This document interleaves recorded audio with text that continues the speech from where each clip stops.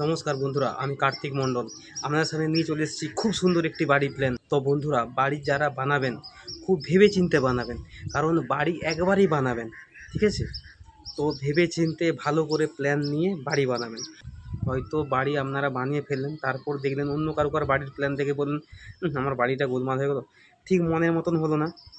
তার জন্য আমি বারবার বলে থাকি বন্ধুরা, বাড়ি একবার বানান, ভালো করে ভেবে চিন্তে ভালো ইঞ্জিনিয়ার দিয়ে বাড়ি বানান। তো বন্ধুরা, আপনাদের সামনে নিয়ে চলে এসেছি একটি 900 স্কোয়ার ফিটের বাড়ির প্ল্যান, 3 BHK বাড়ির প্ল্যান, যেখানে আপনারা পেয়ে যাচ্ছেন 3টা বেডরুম, একটা কিচেন, 2টা টয়লেট প্লাস বাথরুম, আর একটি সুন্দর ডাইনিং পেয়ে যাচ্ছেন।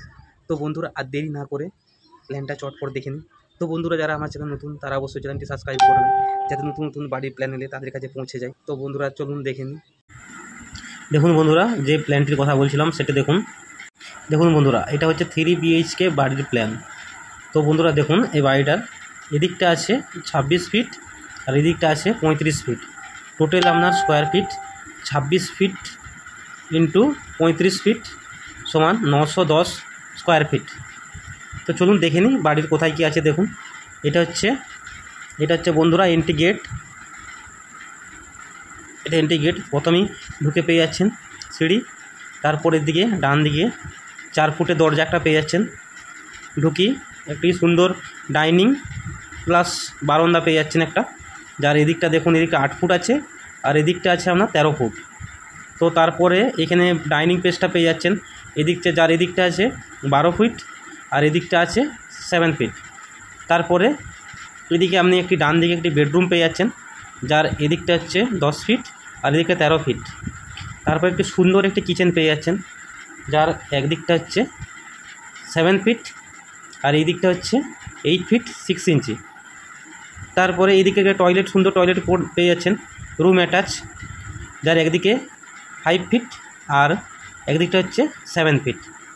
তারপর এদিকে একটি বেডরুম পেয়ে যাচ্ছেন ডান দিকে, খুব সুন্দর বড়ই বেডরুম, যার একদিকে আছে 10 ফিট আর একদিকে আছে 12 ফিট, 10-12 রুম। 10-12 রুম খুব ভালোই হয়, বড়। তারপর এইদিকে রুমটা সেম একদম, এদিকে 10 ফিট আর এদিকে হচ্ছে 12 ফিট, 10-12 রুম, যেটা আমরা সোজা কথায় চলতি কথায় বলে থাকি।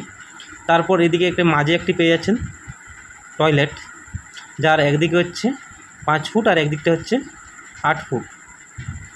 তো দেখুন, এই হচ্ছে আমার বাড়ির প্ল্যান। তো দেখুন এবারে রুমের দরজাগুলো কোথায় কোথায় আছে দেখুন। এই বেডরুমের দরজাটা এটা, টয়লেটের দরজা এটা, এই বেডরুমের ডোরটা এখানে, আর টয়লেট রুমের ভিতর থেকে। তো এটা হচ্ছে কিচেনের, এটা হচ্ছে রুমের বেডরুম, আর এটা একটা বললাম এটা 4 ফুটের একটি গেট আছে। আর দেখুন এবারে উইন্ডোগুলো কোথায় কোথায়, জানালাগুলো কোথায় কোথায় নিয়ে নিয়ে দেখুন। এটা হচ্ছে রুমের জানলা, এটা একটা উইন্ডো, এটা একটা উইন্ডো, এই হচ্ছে বাথরুমের উইন্ডো, এটা রুমের উইন্ডো। উইন্ডো পজিশনগুলো বন্ধুরা ভালো করে দেখে নিন।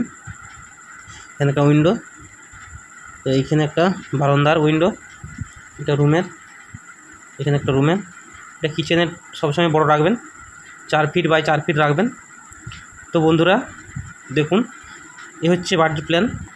ঘরে প্রথমে এন্ট্রি গেটে ঢুকি, সিঁড়িটা পাচ্ছি, তার পাশে মেন দরজা।